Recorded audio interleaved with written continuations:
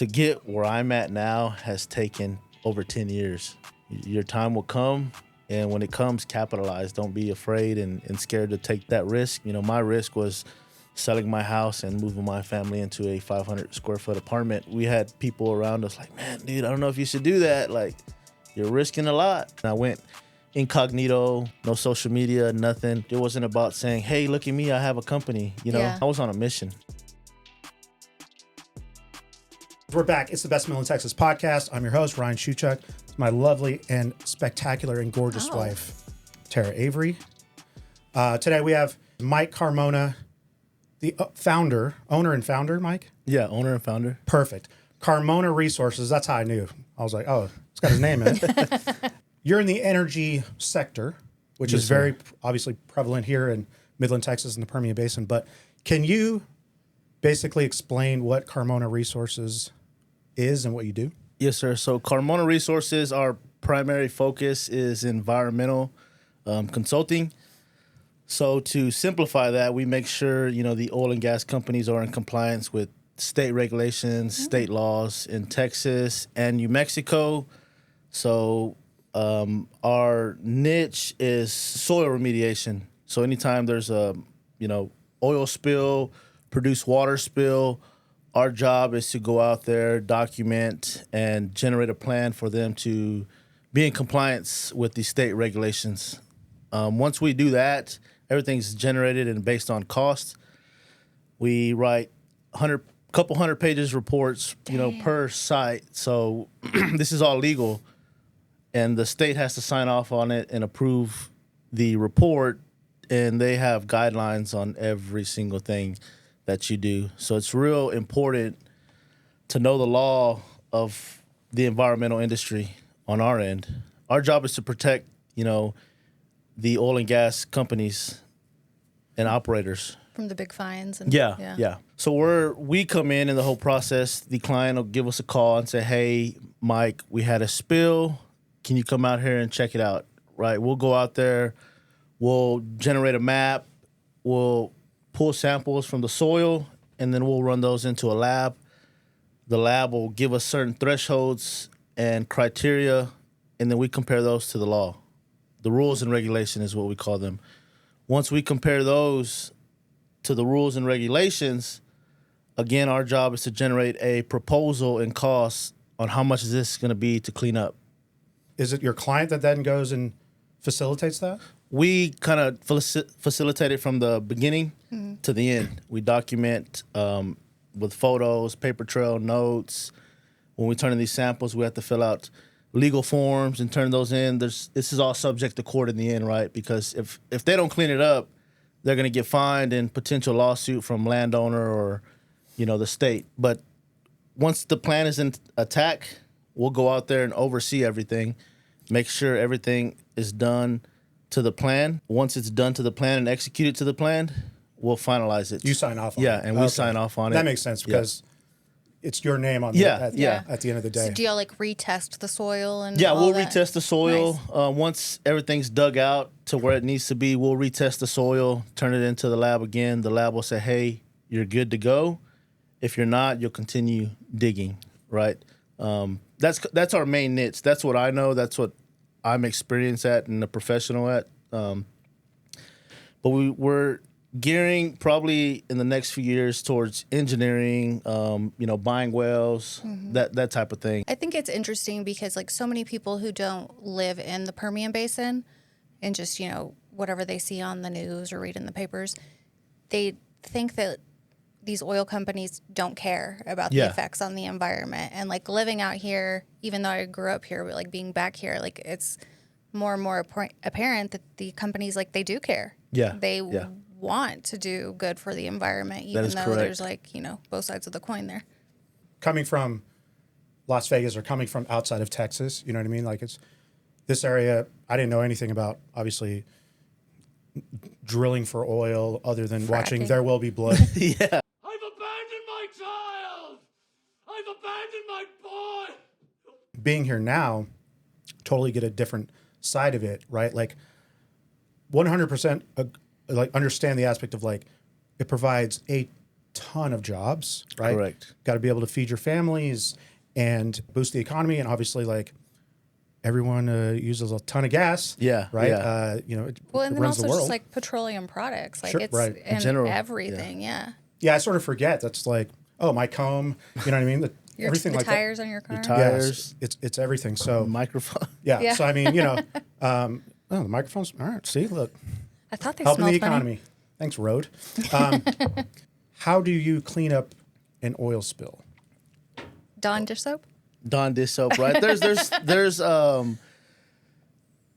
amendments and things you can put to help dilute it, microblaze and other things. It depends on the specific situation, and that's kind of where it gets real technical. It depends on the client, the landowner, the agreements, type of things. Some want to dig it up and replace it with new soil.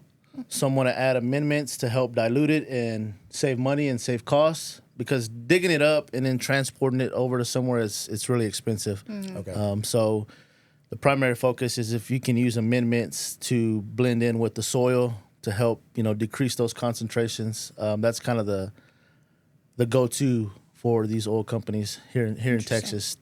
On average, like what's the ballpark? For cleanups? Yeah, from minimum to maximum. Ooh. That is a great question. People always ask that. Depending on the barrels, they say, if we have a 5-barrel spill, can you give us a baseline of what that costs, right? That's a big spill. We typically, on average, a spill cleanup, a small one, is probably $50,000 to $75,000. Yeah, and that's just small just one. Yeah, That's we have bigger ones that go into $250,000, $500,000 cleanup Wow. per spill. okay. Don't spill the oil. That's right. Oil or produced water. One of the main Yeah. drivers is, produced water. What's produced water? Produced water is, they use it for fracking, for their flow lines, to transport it to the rigs and all that. So it's real high in saline. It's got a bunch of salt. So when the produced water hits the ground, it's just going to kill all the vegetation. I need to spray that on the weeds out front of the house. How did you get into this business? So I went to college. I went back to college, right? And when me and my wife got married, she was like, hey, you need to figure something out on kind of your career path, right? And I'm like, man, I don't want to do engineering. That's way too much math. So I started Googling things like, how can I make a lot of money in the Permian Basin, right? And it was okay. geologist. So I went to school for geology. And when I went back to school, it was horrible. I failed my first few classes. And I was like, school's not for me. I was telling you earlier, I was never a school person. When I kind of graduated from So Ross in 2015, I was working at Home Depot, and I had to fill out an application. And this corporate company calls me and said, hey, we need help in the field. Can you come out here and work for us? And I'm like, sure, I need a job. I just got married. I just graduated. I'm not doing anything. Yeah. So I started with them in 2016, working for an environmental consulting firm. Okay. And they're one of the biggest companies in the world. When I got there, I was like, all right, I have to learn the game. I want a career. Then I kind of always took the initiative to learn more about it. So I was there for 5 years. And then within that 5 years, I have a bunch of self-development. I have notes saying that I'm going to start my own company one day. And then COVID hit and kind of killed everything. Yeah. So I was like, all right, this is not the right timing. And then I got an opportunity to go to a smaller company and build that company up. And when I went there, I realized, like, I can do this on my own. Interesting. I have a little money saved up, and I'm just going to go for it. Yeah. And this was last year in 2022. Prior to that, I had sold my house. Me and my wife had just bought a house for our 2 kids.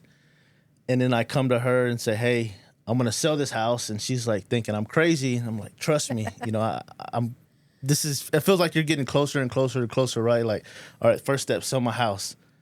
We move into this tiny apartment, 500 square feet with, me, my wife, 2 kids, and she's expecting a 3rd kid.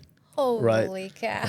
So at that point, she's on board with everything. She's been on board with everything from the beginning. She's always trusted me, believed in me. And I said to her, like, hey, I'm ready. She's like, are you sure? And I'm like, yeah, but this might cost us everything. Mm-hmm. So we kickstarted it, and she was like, whatever happens, happens. I'm here with you. And so I got my first opportunity, my first job to get it started.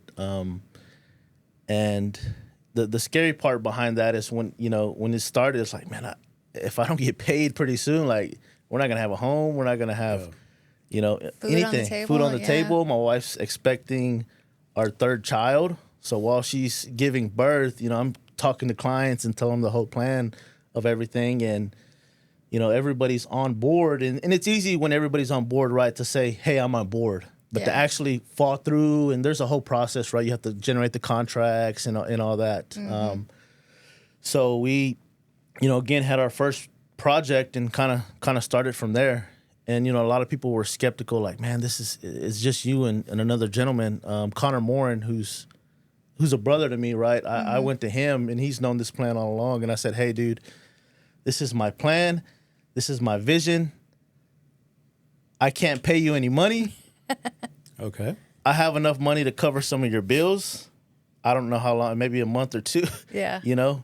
But, if you stick with me, this is going to be worth it. And for a grown man to say, yeah, you don't have to pay me, but I'm going to work, 18-hour days with you and alongside you, it speaks volume of who he is, right? He helps me run the company now, but me and him started off in the first month, we realized, like, man, we're moving, we're getting projects going, we're generating a lot of money, and that's kind of how it took off. We scaled small, and now we're at 17 employees within a year and a half. Like you said, it says a lot about him to like be willing to work for free, but I feel like it also says a lot about you. That like it's one thing when your wife trusts you implicitly, like that's your wife, but like a friend. Yeah. Like I don't know if I have many friends that I'd be like, sure. The real hero of this story is Mrs. Carmona. It sounds like. Right? Yeah, no, she definitely is, right. Being pregnant with your third child, and That's scary. It is extremely scary. My thought was, and I guess just me being naive, is that you just grew up in the oil field. You were just, you started at 18, just working in the oil fields, and When I was 18, I got a job in oil field maintenance, rustabout with my brother. Okay. And I made a lot of money. And when I say a lot of money, that was a lot of money to me at the time, right? Right. I think I was getting paid like $10 an hour, and I was like on top of the world in 2007, 2008. oh when I yeah, just- man, you probably just got a new Xbox. Yeah, I got a new Xbox. Modern Warfare 2, 3. Got some stuff for my Honda Accord. There you go. But I started working, oil field maintenance, and during that time, I tried to go back to school. Just, I knew I needed school just to help me in my career, but it wasn't working out. I think it took me like 6 years to get my associate's degree. Okay. And I'm still trying to get mine. That's listen, you're the only one in this room with a master's degree, so Yeah. I saw Right. that, man. Yeah. So kudos to you. And you're originally from Stanton? yeah, I'm from Stanton, Texas. I moved there. I was born in Richmond, Texas by Houston. And then we came over here with my mom, for trouble reasons and all that. We came over here. We lived in kind of that backstory of things. Is we live in the government apartments. We grew up on government assistance, that type of thing. So I always say that's the best thing to happen in my life that she could have did for me was bring us over here down to West Texas, away from that environment, right? And I met a group of people from church at a young age, and they kind of took me in under their wing. And a lot of people don't know this about me. My junior and senior year, so 16 to 18, I lived by myself in Stanton. Oh, wow. Yeah. And, the backstory behind that is we had people from the church kind of, helping me out and just kind of looking out for me and providing groceries and all that. That's great, man. Yeah. Wow. That's great. And I still have a mentor from Stanton that I still keep in touch with, Nice. that kind of took me under his wing. What's life like in Stanton? It's a very small town. They have a Sonic, a Dollar General, but aside from that, there's really nothing to do. What else do And you the need? old Sorehead trade. Well, you got that. Yeah, that's like what you Once a look year. forward to. Yeah. I mean, it's grown quite a bit out there, though. No, it has. Yeah. It has. It's definitely a small town. Yeah. There's really not a lot to do but hang out with your friends, and Go to the drugstore. Mm-hmm. Yeah. They have a good breakfast. they have a really good burger over there at the Yeah. drugstore. We were They there do. last week, so Nice. check Okay, it out. shout out to that. All right. Stanton Drugstore. Okay, so what you guys are doing with the soil particularly, right? That's the remediation. Remediation, yes, sir. Okay. Yes, sir. I had to look that up. No big deal, but this type of work is not like it's niche, but it's not like you're the only game in town, Exactly. right? And so, as a brand new business owner, how did you get clientele? I got clientele by when I was starting in the field. I wanted to do work at a different level compared to everybody else. Not just do my job, go above and beyond by providing them more data, more information. And so when the clients would see that, they would recommend me to go to their location. Hey, can we send Carmona out here versus, this other personnel? And so when I started seeing that, I started noticing like, okay, there's something more about this, right? They keep asking for me. They keep wanting me. And that's just the way I carried myself on how I did work. It wasn't just a job to me, right? I wanted to go above and beyond. You'll get your sheet and kind of say, hey, this is what you need to do, right? So I was able to make decisions and change things up to help them save money while I was out there if I saw something different. And they realized that and noticed that. And so that's kind of where the clientele comes in, right? They trusted me enough in the field to know that, well, he operates at this high caliber in the field. We can give this guy an opportunity. They're a chance. basically like, we'll take your phone call. Yeah, exactly. We'll take the meeting. Yeah. Right. Very smart. Yeah. Like you did the groundwork. Yeah, for sure. Building that foundation of level of professionalism. And what I also heard, who doesn't want to save money, right? Yeah, be more exactly. efficient. Yeah. Kind of thing? No, that kind of was a part of it, right? So when I went to them, I just kind of said, like, look, I know this is a lot, but you've seen the type of work I've done from the ground. Right now I'm on this side of things, just give me the opportunity. And this is already, I did this 7 years before I branched off into my own. So I kind of built the reputation for that long. When I moved from the field, I started managing projects and coordinating with the clients more. And I think the one thing that separates me is, there's some days you'll see me in a suit, and there's several days you'll see me in FRs, with my boots hitting the ground running. And I think that's what separates me still to this day is I still go out there and do the work myself. You're willing to get dirty. Yeah, I'm willing to get my hands dirty, as the, president of the company. I don't leadership starts from the top down, and that's how we operate. You talked about average cost. Like, again, what kind of time frame are you looking at when you go out from like a client calling you to finishing a project? Is it days? Is it weeks? Is it months? Our job is to get out there now, right? Everybody wants everything now. So one of the things we're good at is getting out there now versus a week later. So they'll call, and as soon as they tell us where the location of the spill is, we're automatically like, all right, we have 3 or 4 people in the area. When they're done with that job, they're going to get pulled and go to this job the same day. And that's another thing that separates us from other companies, right? A lot of other companies will say, well, we don't have availability till next week, right? I see. And we're now as well. Yeah. So it's like everybody basically like on call 24/7? I'm on call 24/7, 7 days a week, myself As and a then business Connor, owner, yeah. right? We're the only ones kind of on call. We don't work weekends. We consider ourselves, the environmental side. So if something happens over the weekend and it's pressing, we won't send the staff. We'll send myself or Connor will go out there and kind of see those things. So that's one thing when we hire people, we tell them, you don't work weekends, right? 99.9% of the time, you don't work weekends, right? Exactly. In parentheses. Yeah. What are the dangers of leaving the oil there on the ground? Just impact for the environment, any type of species, animals, that's the danger of leaving, oil or produced water, not even now, but even in the future, right? Probably get into some groundwater eventually. Yeah, no, Some- groundwater is a huge factor in things, in everything we do. So one of our jobs is to determine, the first thing we do, right, when we get a call, aside from assessing a job and pulling samples, is dictating and determining how deep is groundwater, right? So we'll pull soil profiles and say, all right, this spill, if it's a soft, silty sand, it might migrate. We've had spills migrate 40, 50, 60 feet, Wow. and we've had to dig that up, Dang. Yeah, And then if it hits groundwater, you have different strategies where you have to drill into the water and Yeah. and put a monitor well, and you have to sample the water and generate a plan from that specific area Yeah. of trying to extract the contamination from the water, essentially.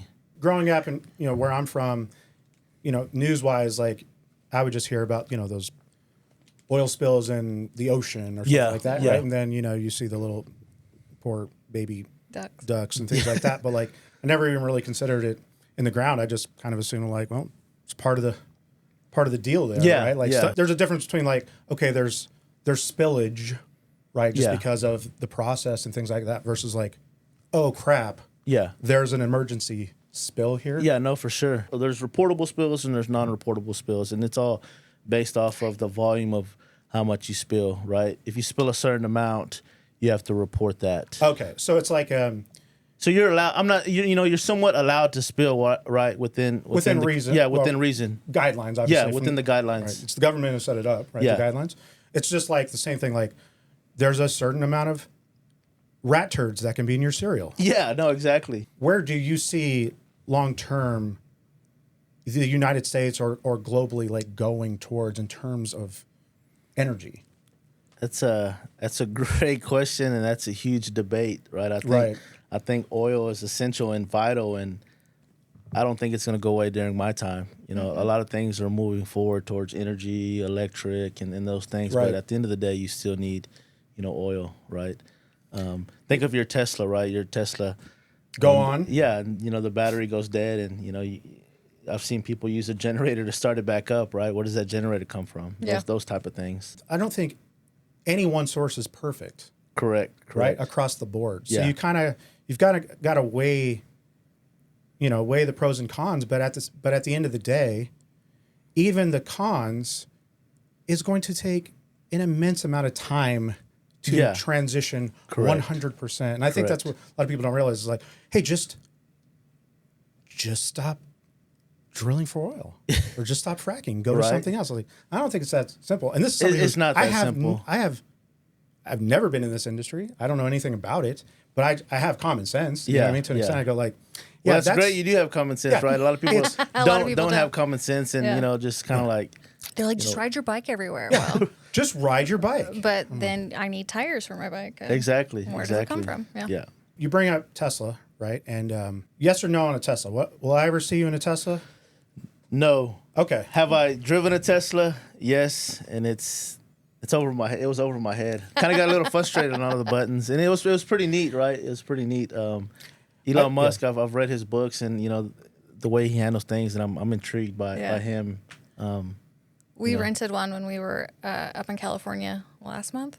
I think it was mandatory almost. But like we took our dog with us, and it was really cool because like we could put the car in dog mode, Okay. and it was like on the screen it was like showed the inside temperature of the car, and it was like, don't worry, my owners will be back soon. Don't break That's the neat. windows. Like the case is, right? Like people go to, let's just all drive electric cars. In the United States, I don't think that's feasible anytime soon, right? Like it's going to Correct. be decades probably, right? But the Tesla, listen, I'm a technology gadget guy, right? And so for the Tesla, the aspect of it being electric versus gas guzzling was the most unimportant part to me at all. Yeah.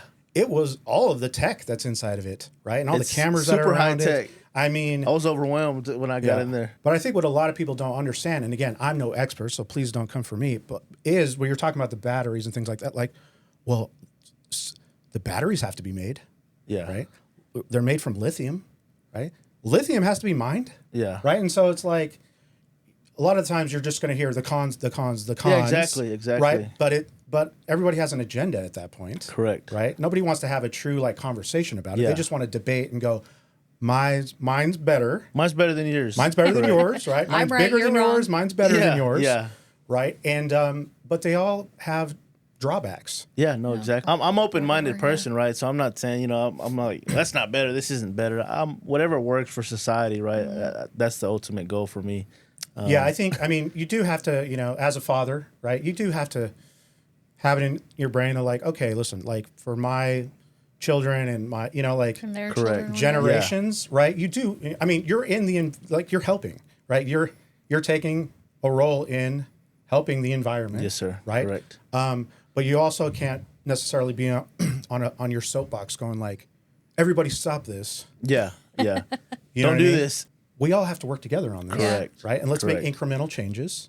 And yes, we'll get to, a cleaner environment and all of these things. But I mean, if the cows would stop farting, there'd be less methane in the air. yeah, as an entrepreneur, I mean, certainly an entrepreneur, successful entrepreneur, what's your advice to other entrepreneurs out there? These 20-year-olds, these Gen Zs, they're coming Be up. patient, right? That's that, and I learned that right when I was in my 20s. I wanted everything now. I wanted to be so successful now. I was worried about the dollar, the next dollar, and I never got anywhere. I was never happy. And to get where I'm at now has taken over 10 years, right? And that's why I say be patient. Your time will come, and when it comes, capitalize. Don't be afraid and scared to take that risk and that next step. My risk was selling my house and moving my family into a 500 square foot apartment, not knowing how I'm going to pay for Right. our bills, and that was a risk. And the company I was working at was paying me really well, and to leave that, we had people around us like, man, dude, I don't know if you should do that. Like, you're risking a lot, and I knew I was ready. And then I went incognito from the world for about a year, or I guess 9-10 months. No social media, nothing. Wouldn't answer anybody's phone calls unless I dealt with you next to me.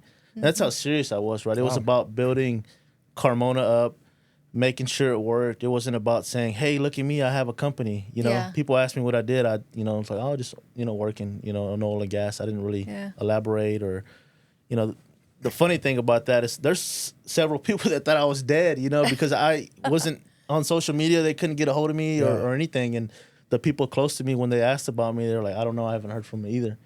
So it was super private, low key, and I was on a mission. You're just grinding. Yeah, Good for you, just man. grinding on a mission. And then kind of when we came out, we had our ribbon cutting in February, and everybody's like, holy shit, This is what you've been doing. Yeah, this is what I've been doing. And, The big reveal. Yeah, the big reveal. That's and nice, man. And I didn't even realize how fast things would have taken off, right? Because where I'm from, this doesn't happen. You know what I mean?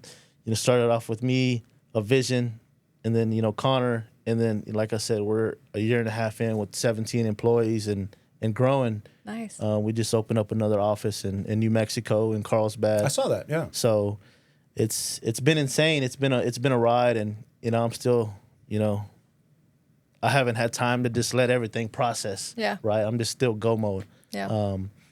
And kind of a funny, not funny story is, my son was born last year in January, and 7 months in, I'm still grinding. My wife was like, hey, can you watch Jonah? And so she brought him by the office, and it was kind of a reality check. So she brought him over, and he was at the office with me. And I'm like, this is literally the first time I spent time with my newborn son. Literally, you know what I mean? Like, I'm working from 4 in the morning till 11, 12 at night every day. You know what I mean? Okay. And that's the reality. That's not the pretty side of things, right? It's just making sure, I'm like, I don't have any money. I need to do it. Payroll, everything's on my own, right? Yeah. These reports, making sure these projects, everything is going according to plan. So when he came over, and I was just like, man, 7 months in, I haven't really spent time with my newborn baby. It's kind of a reality check, right? Like, you get to a point where, work is work, but at the same time, when I'm with my family, I need to spend time with my family. Yes. Man, we really appreciate your time today. Thank y'all for having me. No, of course. I really appreciate Of course. that. And thank y'all for what you're doing for the community. I really respect it and appreciate that. I love to just hear people's story, right? I'm intrigued and fascinated by that, whether it's in the oil, whether it's a small boutique or anything, right? I love to see it, and I'm rooting kind of for Yeah, man, all the I small love- town people. I love to hear. I loved your story as well. Just like like it gives anybody hope, right? Like, Yeah. It literally it gave me hope, right? Because this is we're starting a brand new sector of this business and starting over a little bit, and just going like feeling overwhelmed. Yeah, definitely. But you just gotta Trust stay the at process. it. Trust right? the process. Yeah, There you go. that's I love it. I love that. Trust the process, and I'm And trust your wife. trust your wife. Always trust Always. your wife. She's been there since day one. All right, dude. We'll see you on the next one. Bye.